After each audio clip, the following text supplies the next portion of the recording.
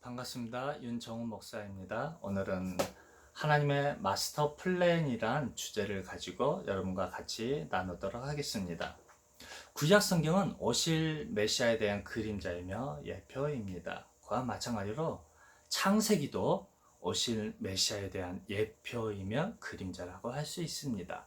창세기 3장 15절 말씀을 보면은 여인의 후손이 사단의 머리를, 뱀의 머리를 밟아 버리는 것이 복음이라고 합니다. 즉 성경의 시작은 오실 메시아 예수님이, 즉 성령 하나님이 사단의 머리를 밟아 버리는 것이 바로 성경의 시작이라는 것이지요. 태초에 하나님이 천지를 창조하십니다.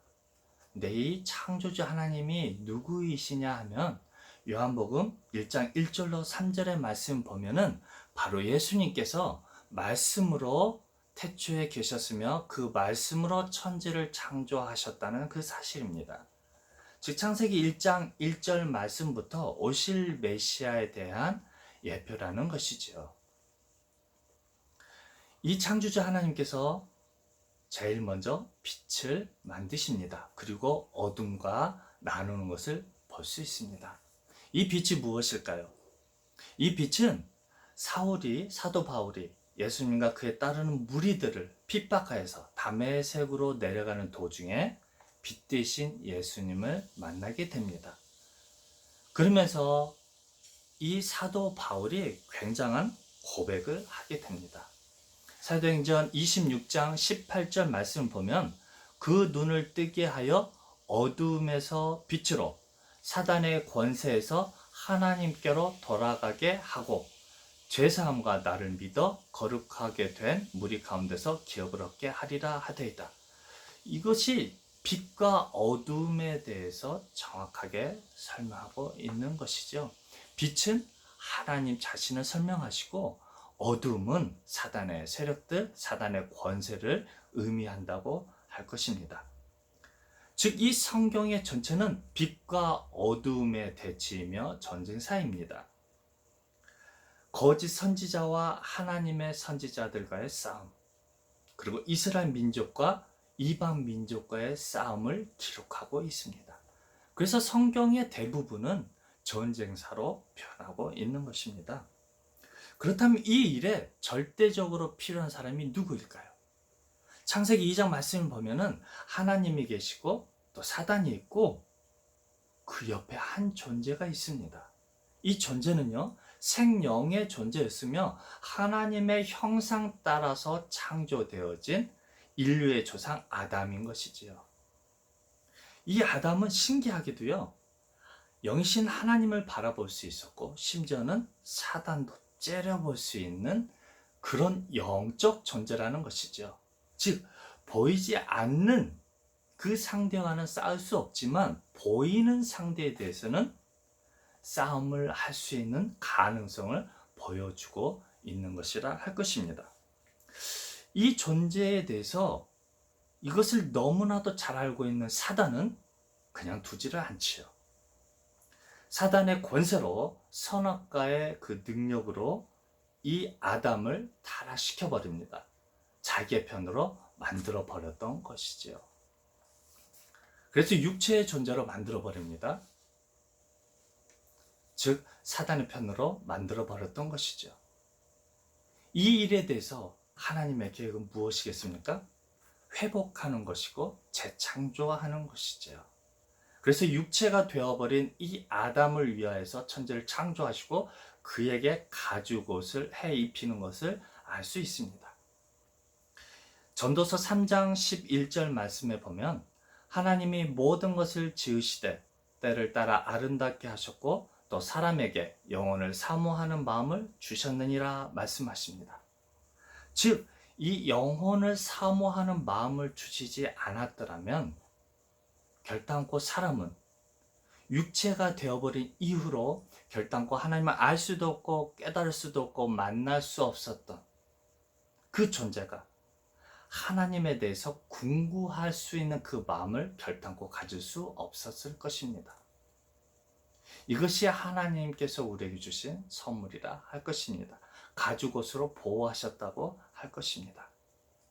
그래서 창세기 2장 4절 말씀 보면은 창조의 대략이 이러하니라 라고 말씀하십니다. 즉 천지 창조가 중요한 것이 아니라 그것은 대충 적었을 뿐이고 그것에 담겨진 의미가 중요하다 할 것입니다.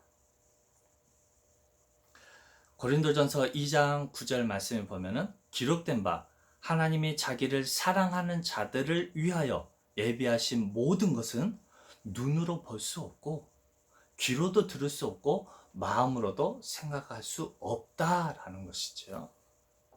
하나님께서 우리를 위해서 준비하신 그 모든 것이 무엇이겠습니까? 바로 하나님 자신, 즉 생명이라는 것이죠. 이 인간의 중요성이 무엇이겠습니까? 그것은 역대상 11장, 12장 말씀 보면 너무나도 자세히 알고 있습니다. 거기에 한 존재가 등장합니다. 바로 다윗 왕인 것이죠.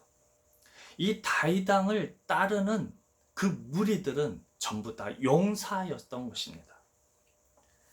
이 용사들은 단창 하나만 가지고서 그 시대 이스라엘 민족의 적 세력이었던 블레셋으로 쳐들어 들어가서 300명이 넘는 그런 무리들을 혼자서 때려잡을 만한 용사였다는 것이죠. 그래서 허다한 무리들이 이 다윗에게로 몰려 들어옵니다.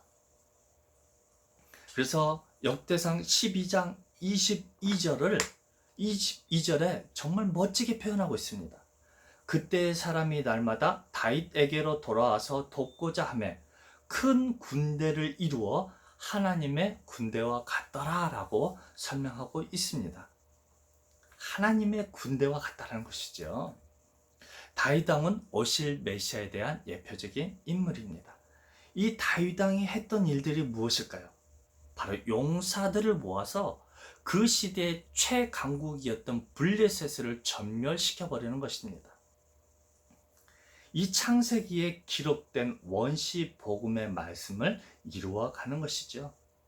이 하나님의 뜻을 이루어가는데 이 다윗 왕이 주어진 그 일들을 해가는데 절대적으로 필요한 존재가 바로 이 용사들이었던 것입니다.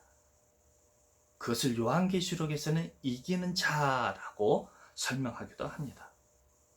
하나님께서 왜 아담을 창조하셨을까요?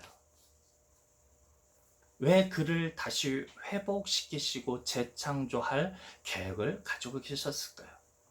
그것은 메시아 예수님으로 말미암아, 아니 율법으로 말미암아 제사 제도로 죄상을 받아 용사로 만들고자 한 계획이 계셨던 것이죠. 예수님으로 말미암아서 죄상을 받아서 이제 거듭 태어나 하나님의 사람으로 만드는 것이 하나님의 계획이었던 것이죠. 그것을 창세기 1장 27절로 28절에 정확하게 예언하고 있습니다. 하나님이 자기 형상, 곧 하나님의 형상대로 사람을 창조하시되 재창조하시되 남자 여자를 창조하시고 하나님이 그들에게 복을 주시며 생명을 주시며 죄사함을 주시며 그들에게 이르시되 생육하고 번성하여 땅에 충만하라. 용사가 되어라. 이기는 자가 되어라는 것이죠. 땅을 정복하라. 약속의 땅 가나안 땅을 정복하라는 것이죠. 심장이 뛰지 않습니까? 이스라엘 민족들을 출애굽시켜서 모세로 말미암아서 약속의 땅 가나안 땅까지 인도해 가십니다. 이 요단강을 건너서 이 세대들이 용사가 되어서 건너가서 약속의 땅으로 넘어갔는데 그곳에서 전쟁이 기다리고 있습니다. 여러분, 이 용사들이 전쟁하기 전에 그 긴장과 전율 느껴지지 않나요? 정말 우리가 하나님의 군사라면 그 전쟁이 기다려질 것입니다. 여러분, 이 빛과 어둠의 싸움은 이미 결론이 나 있습니다. 이 싸움을 준비하기 위해서 어둠의 세력들도 그들의 세력을 모으기 시작합니다. 그 말씀이 요한계시록 16장 14절로 16절의 말씀에 있습니다. 이 악한 영들도 이 큰 싸움을 위하여서 온 천하 임금들에 가서 하나님 곧 전능하신 이의 큰 날의 전쟁을 위하여 그들을 모으더라. 새 영이 히브리음으로 아마겟돈이라 하는 곳으로 왕들을 모으니라 라고 기록되어져 있습니다. 하지만 요한계시록 20장 7절에서 10절까지 이미 이 사탄들의 패망을 기록하고 있습니다. 천년이 참에 사단이 그 옥에서 놓여 나와서 땅의 사방 백성 곧 곡과 마골 미혹하고 모아 싸움을 붙이리니 그 수가 바다 모래 같으니라. 저희가 지면에 널리 퍼져 성도들의 진과 사랑하는 성을 두루매 하늘에서 불이 내려와 저희를 소멸하고 또 저희를 미혹하는 마귀가 불과 유황못에 던지우니 거기는 그 짐승과 거짓 선지자도 있어 세세토록 밤낮 괴로움을 당하리라 라고 말씀하고 계신 것입니다. 마지막 휘날레를요 요한계시록 21장에서 선포하고 있습니다. 하나님의 마스터 플랜의 정점이며 오메가인 것이지요. 1절로 7절 말씀을 제가 읽어드리겠습니다. 또 내가 새 하늘과 새 땅을 보니 처음 하늘과 처음 땅이 없어졌고 바다도 다시 있지 않더라. 또 내가 봄에 거룩한 성 새 예루살렘이 하나님께로부터 하늘에서 내려오니 그 예비한 것이 신부가 남편을 위하여 단장한 것 같더라. 내가 들으니 보좌에서 큰 음성이 나서 가로되 보라 하나님의 장막이 사람들과 함께 있으며 하나님이 저희와 함께 거하리. 저희는 하나님의 백성이 되고 하나님은 친히 저희와 함께 계셔서 모든 눈물을 그 눈에서 씻기시며 다시 사망이 없고 애통하는 것이나 곡하는 것이나 아픈 것이 다시 있지 아니하리니 처음 것들이 다 지나갔음이로라. 보좌에 앉으신 이가 가라사대 보라 내가 만물을 새롭게 하노라. 또 가라사대 이 말은 신실하고 참되니 기록하라. 또 내게 말씀하시되 이루었도다 나는 알파 오메가요 처음과 나중이라. 내가 생명수 샘물로 목마른 자에게 값없이 주리니 이기는 자는 이것들을 유업으로 얻으리라. 나는 저의 하나님이 되고 그는 내 아들이 되리라.